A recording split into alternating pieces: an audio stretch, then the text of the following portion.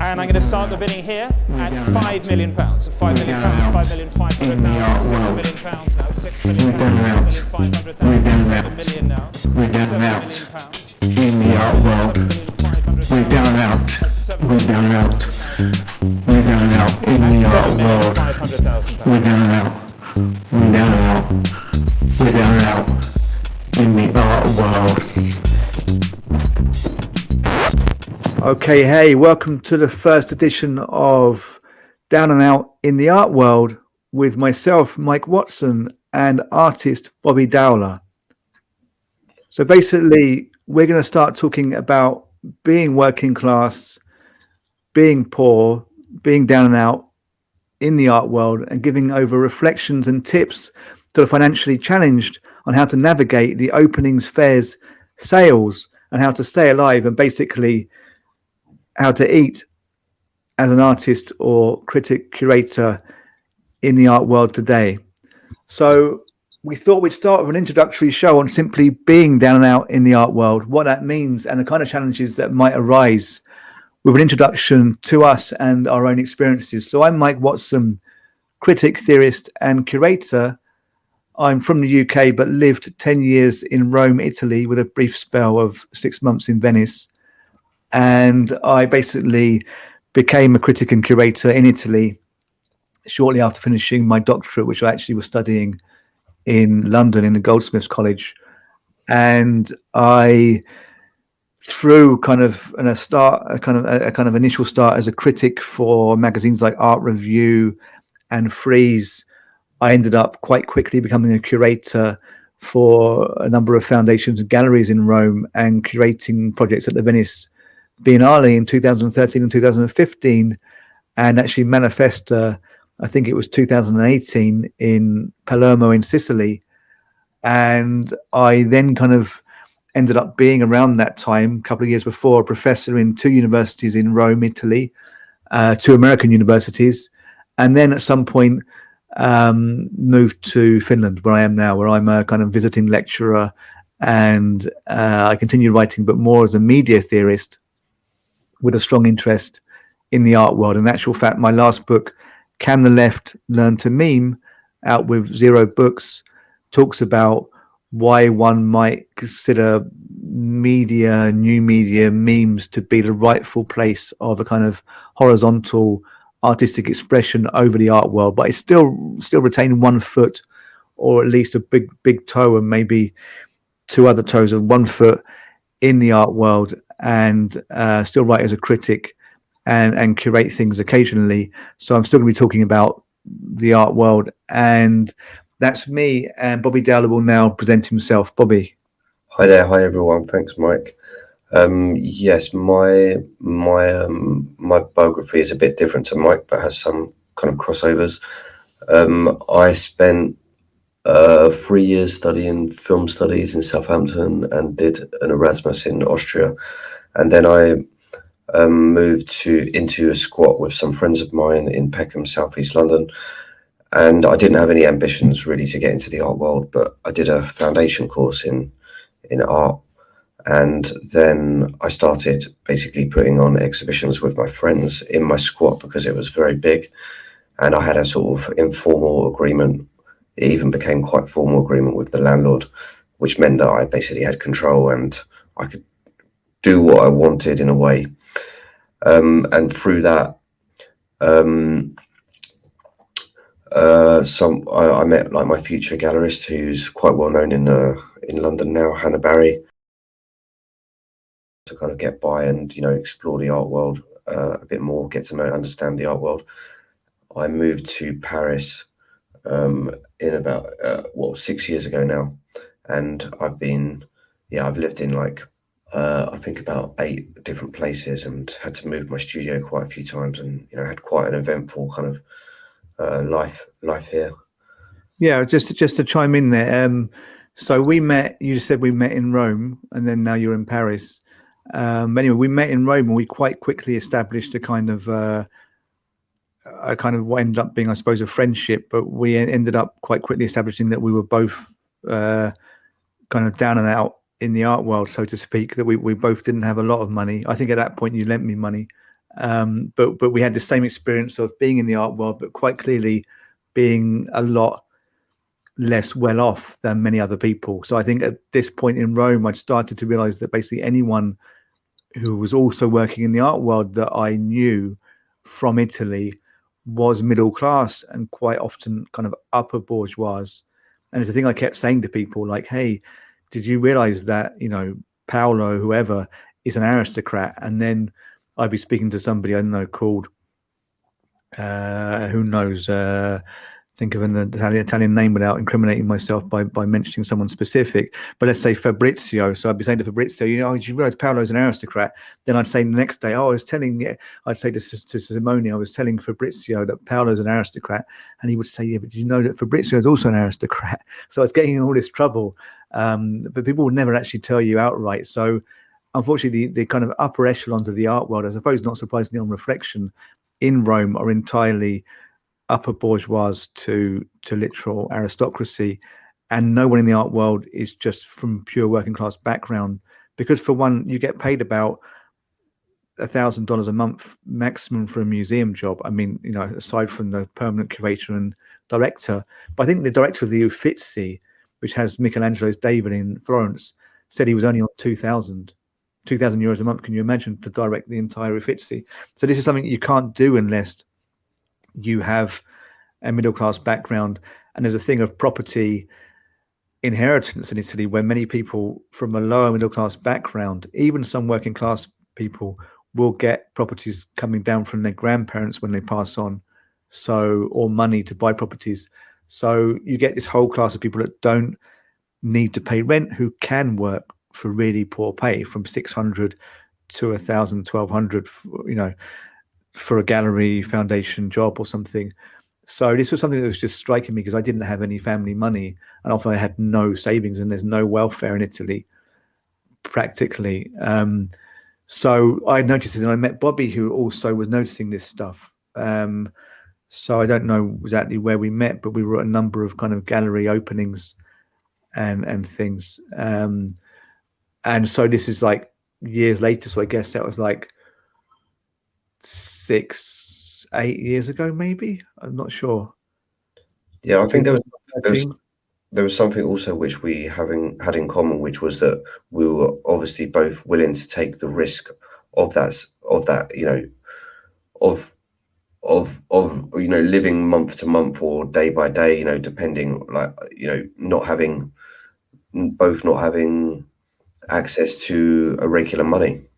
It felt like the only way, really. It's like, why have you take a risk now in what were my early 30s? I'm not sure what your age was, but either you take a risk now and just go all out and push to you know, to get the gigs, the curatorial gigs, the gigs as a painter, you know, the exhibitions in your case.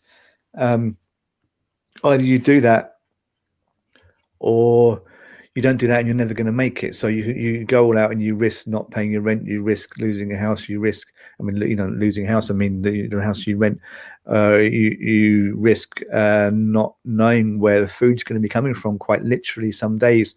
Although, you know, I could probably hit up my dad for 20 euros. I mean, he's British, but he would have sent me 20 quid, I guess. But what would have appeared as euros in my bank every week or 2 weeks if I was really hard up. But of course, one doesn't really want to do that, and that's not living it up off your parents' wealth. That's like that's like the absolute minimum one would expect. You know, most poor people could probably hit someone up for 20 quid now and then. But you know, really getting in these at the limit situations, like not going home for Christmas, spending it on your own with you know, some canned vegetables or something, in my case 1 year, or actually one position, which is the one I like to tell people, or I prefer not to, but it's a good example. It's written somewhere in an essay in the Art Leaks publication, which you can find online, one of those, an edition of Art Leaks, which is like a WikiLeaks type thing for the art world. I mentioned it there already, so I'll say it. There was one occasion in which I couldn't go to private views. People were asking me to go to private views because I was a correspondent or a correspondent for Frieze in Italy, and Art Review used to call me their Italy correspondent, but I couldn't actually, and this is no fault of either magazine, I must stress, but I couldn't actually go to private views that gallerists were inviting me to, because I actually had a hole in my last pair of shoes, and at that very point couldn't afford a new pair of shoes. And there were shoe shops nearby that were budget, that you could have paid for a crappy pair. You could have paid 25 euros for a crappy pair, but I didn't have that. I couldn't buy the shoes and eat, pay rent, etc. So I couldn't go out, which is something quite incredible. You think if someone is at that point, I had curated at the biennial already, and I was writing for 2 major magazines, and nobody would have believed that scenario, or they would have thought it was highly weird and irresponsible, because everyone in the art world around me had money. So you get in this position of awkwardness where you can't really tell people the situation you're in. So this is the kind of thing I think, Bobby, you found as well. It's like, it's not like blaming our peers who may or may not be, or who are probably mostly middle class, undoubtedly, in fact. It's just a situation of the class system, and effect is this kind of sense of awkwardness that one is made to feel, or kind of an embarrassment as a poorer person.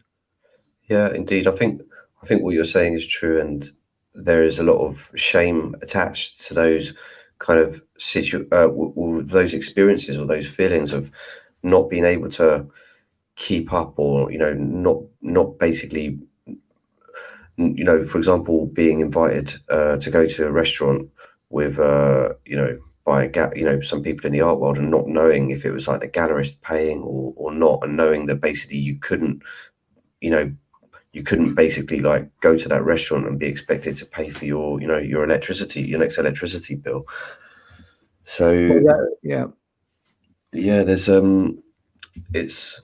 it's very difficult, and shame, when there's like shame attached, people don't want to talk about class so much in the art world, maybe a bit more now, but even for someone that feels identifies with being from a working class background, I mean, even asking for money from your parents or family members is it's a huge kind of shameful act, because you're supposed to be a guy.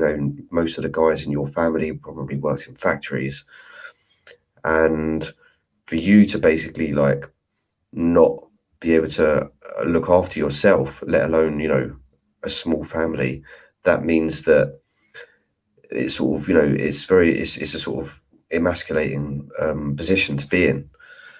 So actually admitting how bad things can get is big news, and that that is compounded when you're not paid on time or at all, which I think we both experienced that, and many freelancers outside of the art world do experience that, but in particular that's one of the hardest things. Yeah, I mean, just going back to that, I think this whole etiquette about like going for dinner or this kind of thing, where people will say after an exhibition opening, there's an awkward moment where this happens in Italy, actually possibly more than the UK, where a gallerist starts to try and pick out the people from the opening who will be joining them for dinner, which will be often paid. And so they'll start kind of pointing at people. And this is, for one, awkward because they end up breaking up people who went to the gallery together. So like they want, some guy who writes for a magazine, but they don't want his group of friends. So this is kind of all very snobby and quite weird anyway. And I think that should really be addressed, because it's something that just is cringe for, but it goes on. But then when you get asked to the gallery, they say, or they are asked to the gallery after meal, they might say, oh, come to this restaurant. You're invited, be our guest. And actually it turns out, whether it is said in Italian or English, this means we're paying on the whole. This means we're paying. But if you don't know that kind of codified language that only operates in these circles, you're not going to really know who's paying. And that becomes a problem if you've got no money in your bank, because then then it's embarrassing potentially if you end up having to pay at the end and you don't have the money. So you end up maybe asking questions like, okay, but I don't have any money. And they'd be like, but come along, you're invited. And this you're invited does mean we're paying normally. But, you start to think, well, hang on, they're not getting my point. They keep saying, come along, you're invited. But I'm saying there's no money. So you end up saying like things like, I've literally got no money. They'll be like, well, if you need money, then we'll go to the bank account. We'll go to the bank machine. I've got no money in my bank. I've actually said that to somebody once. Mhm. And they were really like, why? What happened? Because they don't get, how it's possible that somebody would have no money. And I've actually had a landlord who was in the art world who once told me that he thought I was making up that I had no money because I was like 2 days late paying the rent. And he said, this doesn't happen in 2014. It's like, what do you mean? People don't have, there's no one who had no money in 2014. So you get these awkward situations. And actually, there's a funny situation. I remember when I went to Uno Sunove gallery and had an opening. They had an opening, and I was there just as me, but I was known as a critic. I was known as a critic, who wrote for large magazines. And I was asked after dinner by the gallerist, who's a very nice guy, always was very warm and one of the more straightforward gallerists I've encountered. But it was never said that none of this kind of conversation happened about you're invited or who's paying or whatever. And so I got quite used to just being offered meals and not like doing anything, like even pretending to get my wallet out at the end, not even making like fake gestures that I might pay, and it would just all be paid. So this time I was like quite confident that this is what's happening. Like there's no worries here. Then at the end of the meal, everyone got up and went to pay. It wasn't the typical Italian situation where people will come and give you the bill at the table. Everyone went up like in single file and told them like I had the pizza margarita with 2 glasses of red wine or whatever, and then paid. And I just thought, oh shit, I'm like really in a situation here because I might have to say in front of everyone that I can't pay my meal.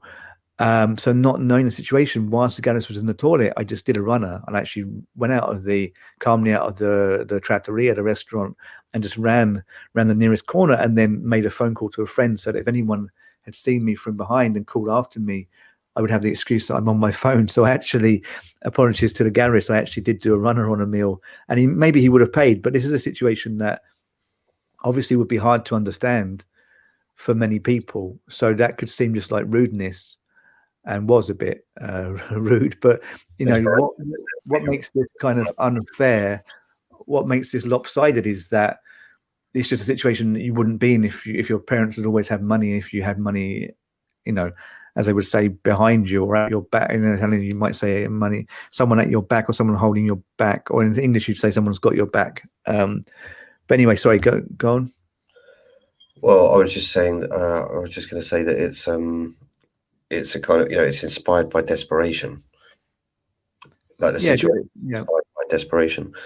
But also, I think people like maybe they can, like, it's possible to underestimate like how important those sort of occasions are as well. I mean, it's kind of commonly known in the art world that that everything is happening, like at the kind of restaurant afterwards. It's a networking kind of occasion. And if you're a freelancer, if you're, or in a position that you were, or if you are like in a position that I am, and if I don't go to the dinner, then it means that I'm basically someone saying to me like, do you want to be part of the art world?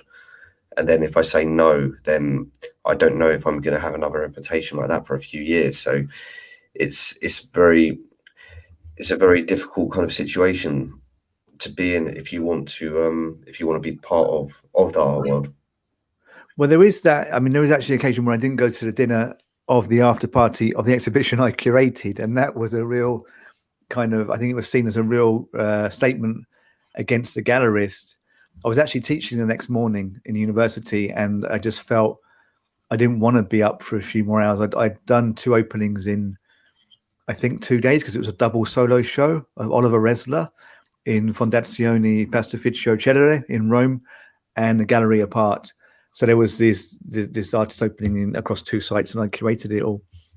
And what happened is that day I got an electric bill in my flat in Rome, an electricity bill for €500, and it basically just took my fee before I'd even been paid, and my fee was low because I agreed to do it for not a great price because I'd done other shows for this gallery before, and they'd always been generous, and it was just a situation where someone has to be flexible sometimes. Okay, we accept this, but the bill ate up any money I would have got. But I was getting a regular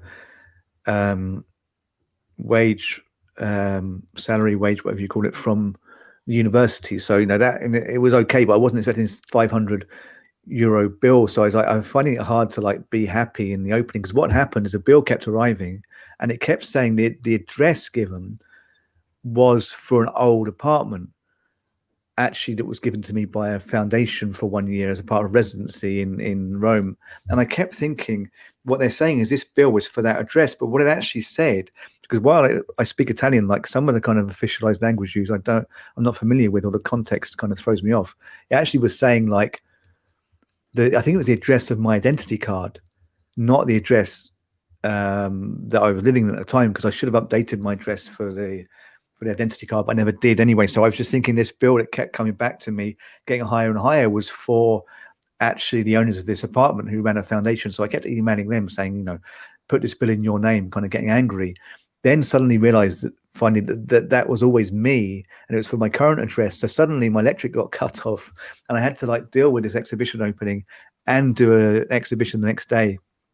So actually, the day after there was an opening in Fondazione Pastificio Curated, this foundation, which I went to the after party of, the after dinner of, I refused to go to the after dinner of the gallery hosting the second event.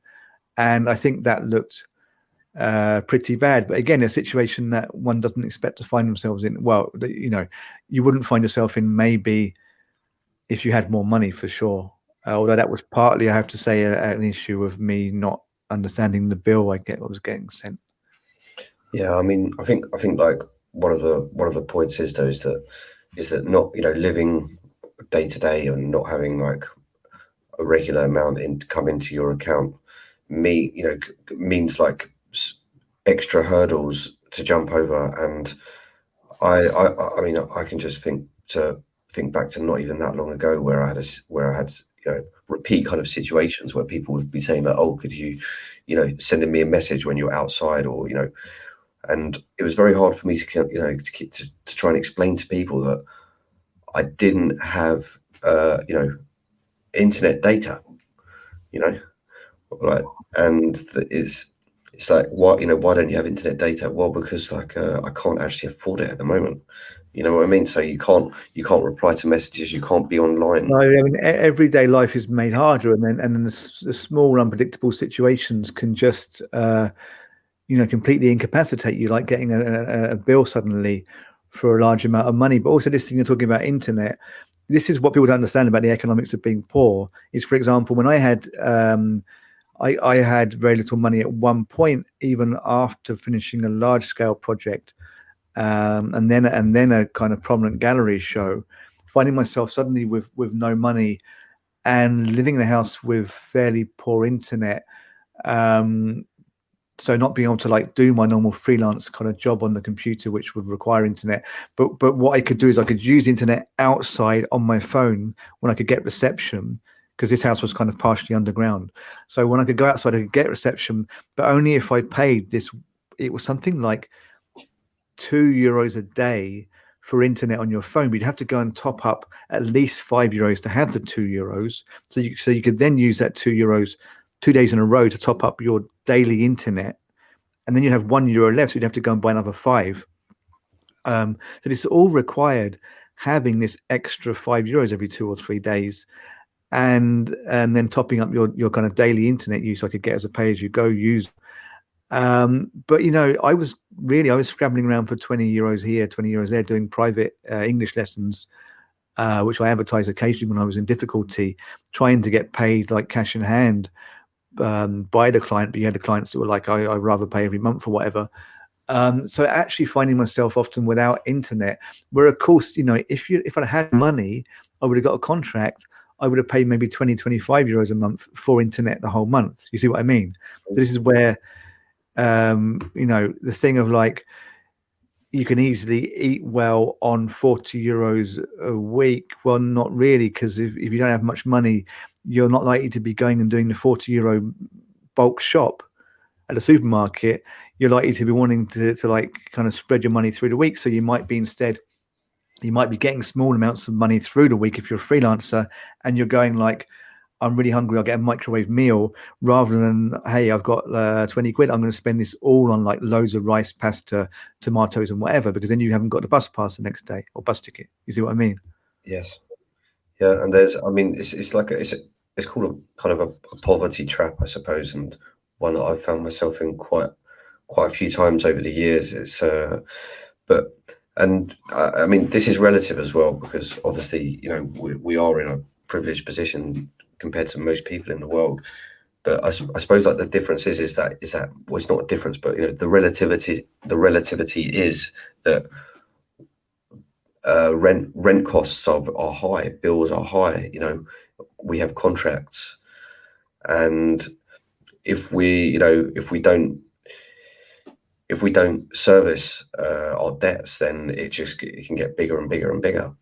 And from there, I think it could be interesting to talk about like what are the possible kind of coping strategies. Are we doing something wrong, or is it a political kind of reason that we find ourselves in this kind of situation? Well, this is where it's really worth reading around economics and political theory, and then kind of from that understanding that this is systemic. It's not really your own fault that you're poor. It's not your own fault that you can't keep up with your art world peers, or that you feel embarrassed, this sense of alienation that comes from not being able to afford things, this kind of lower status by being dependent on gallerists and maybe collectors and whoever around you. This is something that arises from a hierarchical system, call it capitalist. I guess this problem existed in other systems, but we certainly have a system very much driven by status, and the art world is very much about status. I mean, it's really there to create status, to make certain artists seem more appealing, to give their artworks value. It's not the only art that exists in the officialized art world that revolves around a few fairs, a few biennials, and a few magazines and museums and galleries. That's not the only art world, but it's the officialized one, because it's a one that is there to give officialdom, to give the stamp of officialdom to certain artists, to make them saleable and to make them somehow intermesh with the world of finance generally, which involves also houses and stocks and shares and wine and whatever you can invest in. So it's important to remember that this whole thing of like, are you one of the ones that's going to be picked for the after show meal? Wait around to see if you're picked by the gallerist to go to that meal. All that weirdness is coming around because that's what the whole thing's about, and you're getting to feel weird because it's about that, and maybe that's quite a messed up situation. So I think it is important to ask yourselves those kind of questions, as you were saying, and then I don't think that I think from there one could say you should become a socialist or a communist or an anarchist or support Bernie Sanders or whoever. Not that would do you an awful lot of good right now after Biden's anyway become president, but I don't know that I want to be saying those kind of things so directly in this particular podcast, as in what we're doing here, down and out in the art world. But I think it's very important that we remember that there's something that's systemic, and it's not you that's just a big weirdo. Yeah, it's very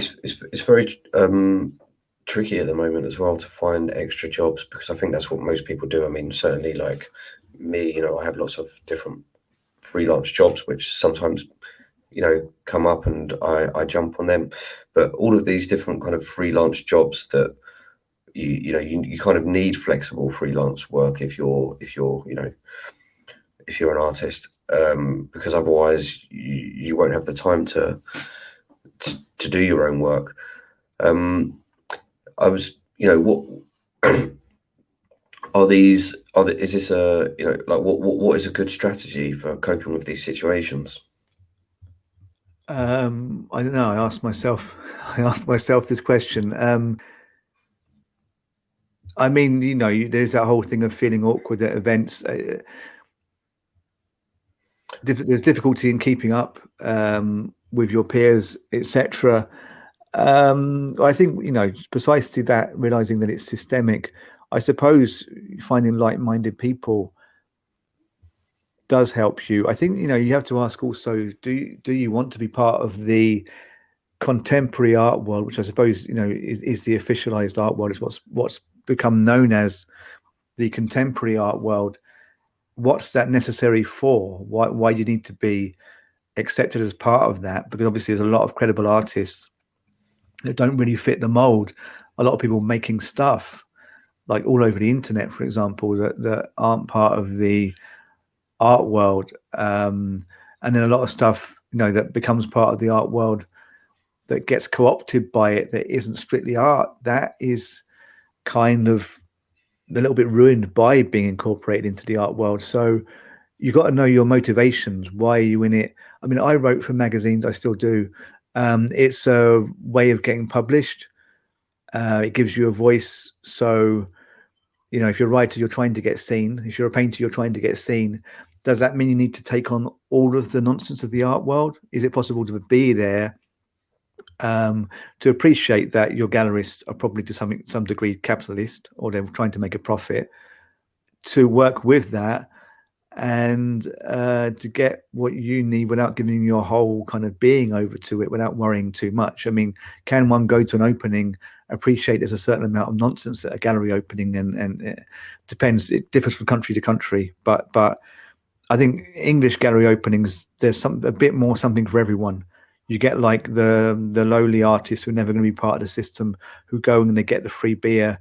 You get the ones that are more integrated, who maybe go and they're aiming to talk to certain gallerists and go to the after party and whatever, and maybe they're going to make contacts that will help them make a sale. In the Rome art world, it's a bit more elitist, I find. In Paris, I imagine there's maybe this elitist aspect. I'm not sure. Yeah, I think it's pretty elitist, and I think in London it can become like that as well. And yeah, I think that maybe people don't. I mean, from the outside, it can look more. There's a big part of like how the art world works is a confidence trick, I think. And there is this kind of feeling that people are buying, but actually, it only needs to be a very, very small amount of people. So. So yeah, eventually it's I suppose it's becoming more demystified now, but it's not all celebrations and sales 95% of the time. Yeah, I mean, I suppose the thing is to go there knowing why you're going. I certainly had no problem with the art world when I was just going to hang out at private views. And you meet people. In my very early days writing for magazines, I didn't really go to private views apart from to meet a friend in the art world who was also English in Rome. We would hang about, we would see a bit of the art, we would watch the people who were generally all like really dressed up and really putting on their best kind of postures for the evening. Yeah. But we didn't really have to get involved in it. I could go to the exhibitions when I was writing on them anonymously another time. And then I think, one could probably do that for a long time, but there's a certain perk to getting involved, because then you get invited to the dinners. I used to go to the dinners because I couldn't eat at home. I didn't have any money, so I would go to the after party dinners and eat really well sometimes. But then if you get really drawn into that, you might start comparing yourself, questioning, why can't I keep up with these people? Why do I seem more under pressure or more under stress? And obviously there's some stress-rich people as well, but you're talking about stress which is brought about through the economic system or your economic situation. But I think one can maybe be a bit careful about how much they're getting drawn into that. Indeed. I mean, there's this saying which is that there's no such thing as a free meal, and I think it is very. It can be a very nice thing to meet with a few of your friends and go to an opening. There's a bit of art in the background. You can discuss it. you know, and you can have a few beers or a glass of wine, maybe some champagne even, and some nice kind of, maybe there's even some nice nibbles. But yeah, there is always this thing which is like, what is the exchange? And I think, you know, commercial galleries kind of pride themselves on being this sort of public, you know, something which is for everyone, not just for like collectors. So like the compensation is like, you know, when people come to the private views, you know, then you offer them a drink, you know. And yeah, sadly, it's not always like that. You know, many times you'll go and then, you know, there's just a total feeling of awkwardness. You arrive and there's, you know, there's no drinks available, and you kind of realize that, you know, you wouldn't be there. You wouldn't go to meet your friends just to go and see this show on a Thursday night when, you know, the place is a bit crowded and there's no drinks. I mean, why would you do that? I mean, you just end up having to go to, you know, a cheap place to have like a few beers if one exists, or just, you know, go to a corner shop and buy, you know, cans. Yeah, I mean, there was always a great sense of liberation in not going to those things. I sometimes found I started to say no, and you just get some cans of beer when I was drinking. I'm not at the moment. And, you know, maybe get a kebab or something, maybe with a few friends or whatever. That could be liberating. Then you can decide, like, you're going to this after party, you're not going to this other one. You know, you make your choices. You know why you've chosen one and not the other. You know, bearing in mind you might then deal with somebody wondering why you didn't go to their after dinner or something. But I don't think you can worry too much about that. You have to just choose which, you know, what you want to go to. But I think the whole thing kind of really rests on knowing what you're doing. This is an industry. You know, these galleries are shop windows. The after party is something about sales, maybe the, you know, sales, or, you know, obviously impressing certain people. Also, like having a nice time, you know, with the friends of the host. Presumably, they invite some people they actually like. But this is, you know, this is a job, kind of.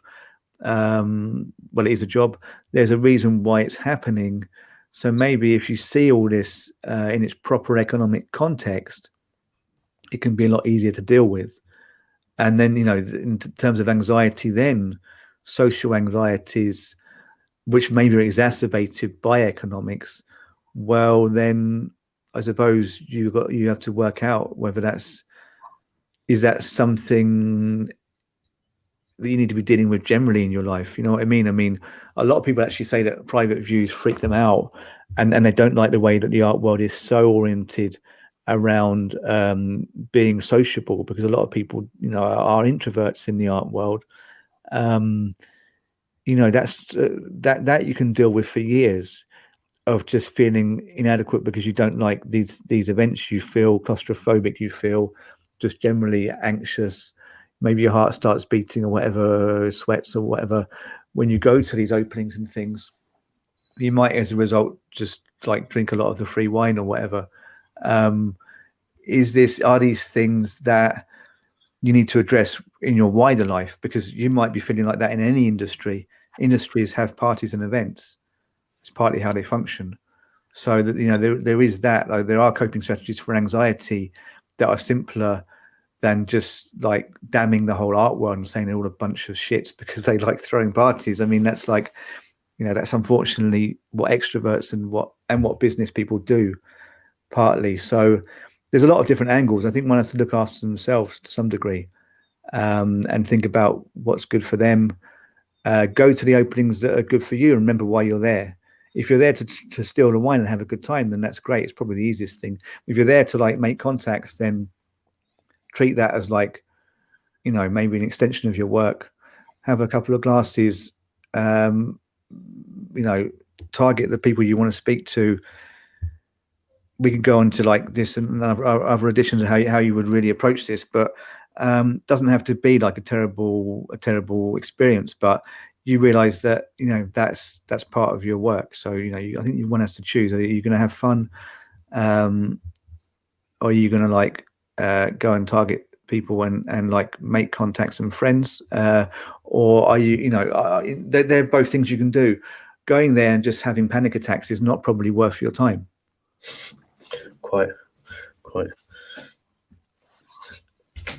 Yeah. So anyway, I mean, I know that's much of a coping strategy, but I think that all goes back to like, should we be looking at this in its economic context, both societally, but also in relation to the art world, or a situation of like going to galleries to meet people. I think once you see it like that, then things become a little bit easier. I think like attacks on bourgeois people are actually, I think they're kind of inevitable if you're poor in the art world. I know a few people in the art world who don't have lots of money, and we do have some great laughs talking about just how bizarre the middle class people can be. But you know, at the end of the day, this is all an economic relation anyway, that they're also somehow involved in the economic relation. So I think, you know, where you start to complain about class, and I've run not you, but one can complain about class, and I've run a few projects on social class in the art world, then there's this inevitability that you're rubbing some people up the wrong way because you're complaining, you know, about, for example, middle class people, and you know, but by doing that, you're sort of suggesting, okay, there's these people who their parents have their back, they give them money, or you know, they got paid a good education, or they went to a private school, so they talk the right way, or whatever, and they have it to some degree easy. Whereas there's us who've had to like really work our way up, and we're still working, you know, just to kind of maintain our positions as people in the cultural field widely. You know, same in academia. You have like the adjunct professors who are working class, and those who are middle class who are doing it as like an extra job, as a hobby more. But the thing is, here, what you end up saying inadvertently is, we're here because we've really worked and we deserve it, us working class types, whereas the middle class types are here just because they're middle class, and it's like their birthright. So logically, they might not be as good as us. And I think by doing that, you're alienating people naturally. Having done it for years, they're not probably going to like it. So I can see some of the kickback that can come out of these discussions on being poor in the art world. I don't know if you can see that. Yeah, definitely. I mean, it's a tricky position, I think, because I mean, it's there's a sort of like, I suppose there's a kind of like a social climb, you know, going on, which is like, if someone identifies them being from like a working class world, then when you go into the middle class world, you know, you're not always sure of yourself. I mean, it seems like self-esteem is a bit fragile in those situations, and you there is always this threat that, you know, in your mind, that basically, you know, not only might you end up, you know, with a factory job. I mean, I've been offered like factory jobs twice in the last year, I would say. I've been offered, and they're just jobs that really don't suit my kind of skill set at all. At the same time, you know, I could people might say that, oh, why don't you get a job in a supermarket? So that's how kind of like the fragile the situation is for artists from working class backgrounds. It's very much like, you know, if you make a wrong step, you are going to be, you know, then like in it, if you make a wrong step, then the best that could happen is that you end up getting a full-time job, you know, in a working class, you know, proper working class job. Obviously, like, there's a situation that even those kind of jobs are becoming more scarce now. So, you know, not only do you have to prepare a CV for jobs like that, but you also have to prepare a CV for, you know, multiple other jobs, and, you know, always hustling for so many different things, that it just means that, you know, if you are actually participating in the art world, certainly like from my experience, then you are taking that enormous risk, and there can be, you know, not just pushback from other people, but, you know, serious like consequences. You mean in raising class issues? No, in like there are serious consequences just because of our participation in that world. You know, it's a different type of risk if we are trying to, you know, participate in the art world. I mean, we really must love what we do. and hopefully the risk entailed in being in the art world when you're a poor person, because you're risking financial destitution and things like this. Exactly. Yeah. I mean, there is that. Yeah, exactly. This is one of the things that is why I think I often want to kind of make clear my background, or the problems that can be suffered by people from poor backgrounds. It's not really because I want to complain about my lack of privilege, because I think, obviously, as you said earlier, we are very privileged being in the West. That already privileges us hugely. And you think about the stuff we have, the running water, the food, the heating, internet when we have it, etc. Podcasts, microphones, computers, etc., etc. And people didn't have all this stuff like in the 80s, even though I think economically the gap between rich and poor is getting bigger, and I think there's something going seriously wrong. But we have to admit they didn't have this stuff. I mean, monarchs didn't have what we have like 200 years ago. They may have had palaces, but I mean, the ease at which we get constant food and whatever, is better than rich people in the past. So I mean, okay, we are fairly privileged. We're both white and English as well, and men. So yeah, I admit all that. But the thing is, I know that it's very hard also to be in this world as someone who hasn't got family money. And then I am someone who can speak because I got to write for Frieze and Art Review, and then I published with Zero Books. And, I have this little other podcast going in the YouTube channel. And, I'm kind of a little bit known, or I've done enough stuff to feel I've got some status, so I'm kind of thinking there's all these other people from my background that didn't get to do the same things. That, I didn't get any help paying my tuition at a master's and PhD, quite low tuition back then, but I did it somehow. I got the parental support emotionally or something, and I did it. And I want to turn around, and I don't want to turn around and go, I got here and then close the door behind me, which is what a lot of people do incidentally. I want to keep the door open and find ways of getting other people who are poor to come in. And I think it is important to point out to wealthier people, look at how much struggle some people have to go through to be in the art world. I mean, maybe they're privileged to an extent and they could just not be in the art world because they're in the West. But I mean, come on, if your whole feeling is that you want to make art and you're quite good at it, then shouldn't you deserve to be in the art world? And wouldn't that be emotionally disturbing to not be allowed in the art world because your parents don't have money? So I think people should be aware of the plight and the sacrifice or risk, as you say. And yeah, I mean, if we can make people aware without saying that, you're an inveterate shyster because you're middle class and you've got a gallery job, we're not saying that, but I suppose it's this balancing act. And it could be an interesting, podcast trying to work out how to address these kind of issues. Yeah, quite. There should be a health risk attached to advertisements or to ideas about becoming an artist if you're not from a more middle class background, I suppose.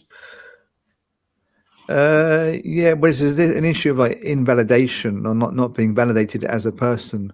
And I think people feel a bit uncomfortable around people who are struggling, people who are visibly struggling or looking somehow desperate. There's a kind of, people who openly have no money. There's kind of a feeling of alarm towards them or about them from people who do have money. I don't know why it embarrasses people. I don't know. Sometimes you get wealthier people in the art world that they seem like they don't want to talk about these issues, but it seems more about they don't want to admit that they do have money, and you get this whole awkwardness about conversations around money that somehow it's the working class who will happily shout about having no money, which is actually the more embarrassing situation. Whereas the middle class really just want to get out of the room as quickly as money is mentioned. This is kind of a weird thing, and it does come a bit from their privilege and not wanting to share. So it's a difficult thing, not wanting to share, not wanting to be open about the fact that they have the money, and if people knew, they might be trying to get their money off them, or if people knew, they might be thinking, well, hey, you're only in the art world because you have money. Going back to this thing I mentioned earlier, I don't know, and I kind of feel a bit in two minds about this, because there's the one, as I mentioned earlier, you don't want to make them feel bad. It is all systemic. On the other hand, like, people in any position, they do have the ability to choose how to act.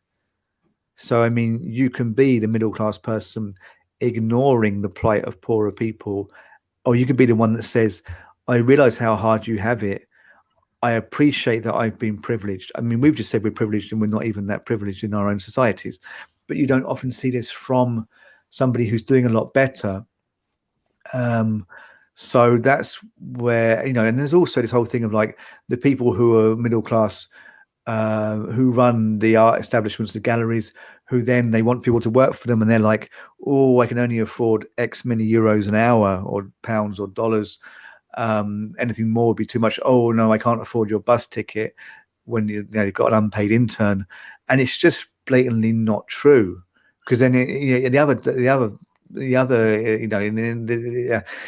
the same breath, or later on in the same day, they're saying, oh, I've got to buy my daughter a new car, so I've got no money. But they're still buying the new car, so they must have some money. They're not buying the new car and then not able to pay their rent or buy food. There's no way they've got 12,000 euros left in the world and they're spending it all on a new car, and then they're going to be destitute. So you can't buy this bullshit that, yeah, you're running exhibitions month on month, how much are they costing you, but you can't afford to pay a little bit more to your workers or pay them anything. So there is this kind of thing of like, we don't have any money. You often hear from middle class people like, we're having tough times, and then they're not in the same sense that you are. So then, isn't that a little bit rude on their part? Because there is this thing of like, oh well, they don't have much cash flow. They've got 4 houses, but they don't have much cash flow. Oh, my heart bleeds. You have to understand the economics of the rich. It's not how you imagine. But this is all nonsense, because it's like the person who the gallerist who they turn over in a year 400,000 euros, but you have to understand that they only keep 50,000 of it. Well, hell, that's 50,000 more than I keep. So it's like, I don't really buy a lot of this kind of why we shouldn't be annoyed at the middle class. I think that they need to be thinking a bit. It does come down to base exploitation, and this is where I would go back to. One needs to know some economics. That is a simple capitalist ploy of getting someone else to do the work, and you take the money. So you run a Starbucks, or Starbucks is owned by whoever, shareholders or whatever, but let's ignore Starbucks, but let's have a coffee shop that's owned by one person, and they have some people making coffees, and they have to make X coffees in a day, sell X coffees in a day, X many coffees that they make, to pay their own wage. Okay, so they do that by midday, but then they have to stay for the rest of the day. They're contracted. If you don't stay for the rest of the day, you don't take any of your money home. Maybe you have to stay for another several hours to make more money. But all that money that you're making after you've made enough money to pay your salary for the day or wage, that's going to the owner. So this is just basically, making money off other people's backs. It's kind of slavery. But that's what's happening with galleries as well. When the gallerist is saying, no, I can't afford also your train fare to get to the opening exhibition. I can't afford also X, Y, Z. They're bleeding you dry of everything. So actually what they can afford to cover is really nothing of your experience as a painter, your cost of production, etc. sometimes. And that's all them squeezing out the expenses to maximize their profit. So, I think, it's an economic system in which we're all involved, but one does have a choice of how to play that, because there are the gallerists that are like, yeah, fair dues, I'm going to pay your production costs.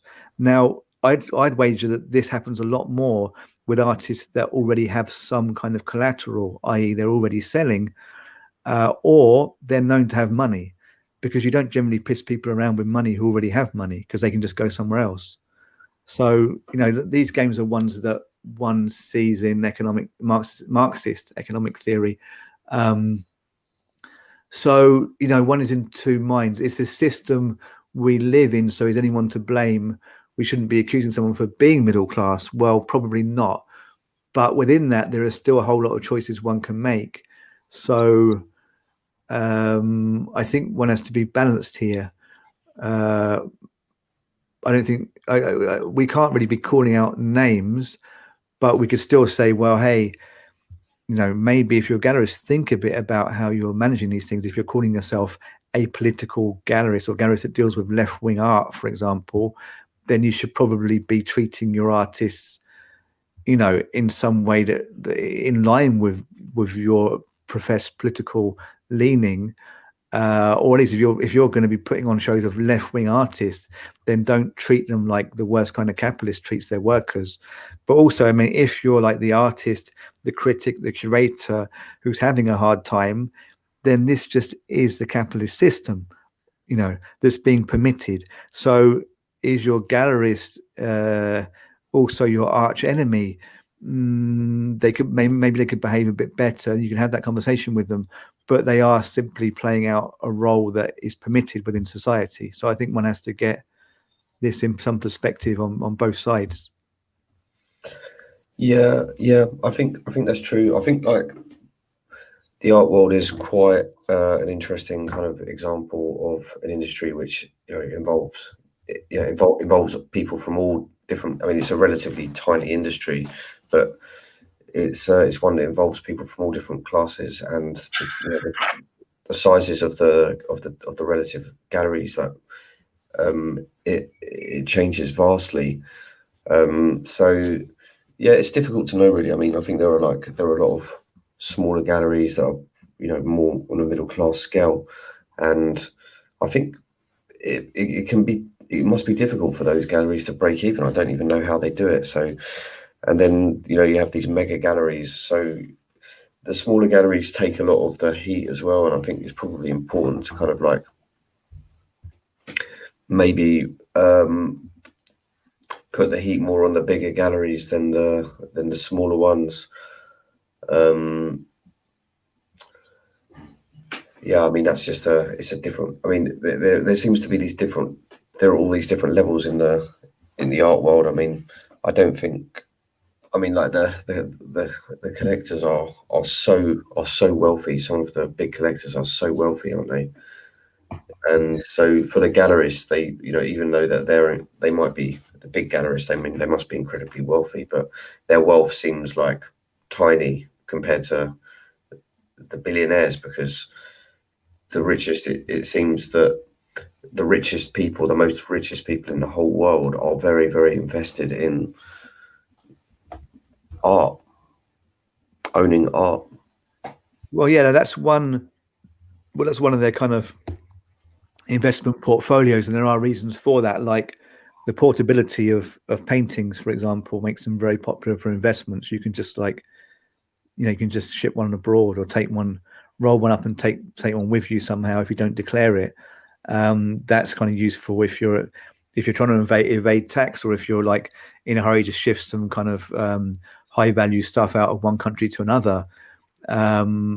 Also, just the fact that it's quite hard for the taxman to say that you bought X painting and it cost X much money, or you paid X much money. It's kind of more difficult to differentiate than with a car or something, like a new car or something, or many other, or a house or something. So it's great for laundering money and for like avoiding taxes. And then it's just another part of your investment portfolio. So, you'll put some in painting, some in wine, some in housing, some in stocks. That's just smart if you've got a lot of money. So it's inevitably become part of investment portfolios, and rich people have a lot of art also for status reasons, because it looks good. I mean, in the sense that, hopefully it looks good, because art hopefully looks good, but it makes the person look good having this art. So that's basically, they are the reasons. We can maybe talk about that in another show. But yeah, I mean, it's the big hitters, it's the top of the system that are culpable. Maybe more. Should we be talking about smaller galleries?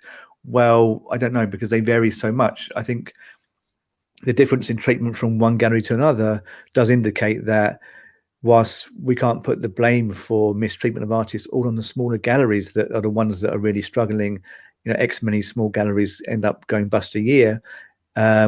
While we can't, I think the gallerist still has a choice. Also, the gallerist, can't they just say, I'll be having no more shows for 2 months? Rather than keeping doing the shows, it's the artist that ends up taking the financial pressure, not the gallerist, because they're just trying to basically, make up for difficult times in previous months or whatever. It's difficult. I can see why gallerists can't really suddenly just do half as many shows, even though during COVID that presumably is what's happening. But in normal times, they're trying to make money. If they've not made much money, they want to recuperate that loss, so the whole show must go on. But the more that's going on and they don't have money and they're losing money, the more they have to basically mistreat the artist and the workers in the gallery. So this is tricky. But I don't know, somewhere along the line, as someone who runs a business, you simply have to say, look, guys, I can't afford to do this. That has to be on them, not putting that onto the worker. In any other business, if you do that, you're just a shyster. Unfortunately, with artists, it's very tricky, because in a coffee shop, you can't really say, no, I'm paying half as many wages. I'm paying you only half as much for a month. You can't really do that. There's normally a contract in place. There's a minimum wage in many countries, etc. With artists, you don't really have the minimum wage even. So this is a very unprotected industry. That's one issue, I think. Yes, exactly, and I guess that we're going to try and deal with some of those issues in forthcoming podcasts. Yes. Right. Indeed, we will be looking at all these kind of things. There's a lot to break down. So things like, basically we'll be giving advice and also talking about our personal experience, talking about it in such a way that maybe makes you feel better to also have had similar experiences. And so maybe you can talk about it as well. Things like how to get work in the art world. Now, I've been a curator and a critic, so I have some experience. I've also taught art-related subjects in universities. How to get payments, this is a good one. I've always generally got paid, but me and Bobby both have bad experiences. There are ways of wording emails and ways of making sure you get paid. It can start with the initial process from the offset, making it very clear, maybe having contracts in place from the offset. Most times this will help you get paid. Sometimes you're dealing with somebody who really is unreasonable, but we'll get to that as well. But we'll talk about how to get payments, also just how to get that first paid job in the first place, because often people will say, we can give you this work, it'll be unpaid, but it's experience. Well, that can happen, but you don't really want that happening for years. You might have reasons to take that on, but let's talk about how you might actually get paid work. How to get critics to write about your work, which I know about, having been a critic. There's a few tricks there. How to deal with private views, again, we can go into more depth. How to deal with gallerists, collectors, and when I say deal with, I don't mean really in the negative connotation of the term, but also how to work with them. Working with curators, what do curators do? Maybe you want to be a curator. Is art school worth it? And is the Masters and PhD worth it? And many, many more subjects. Promoting yourself online. And we'll do a whole lot more, but we'll see how it goes from edition to edition. And if people are digging what we're doing, you can always get in contact and tell us what you need more of. Bobby. Yeah, exactly. That all sounds good. So I look forward to sharing more. Yeah, thanks, guys. This has been Down and Out in the Art World. I'm Mike Watson. My co-host here is Bobby Dowler, and we'll be back soon.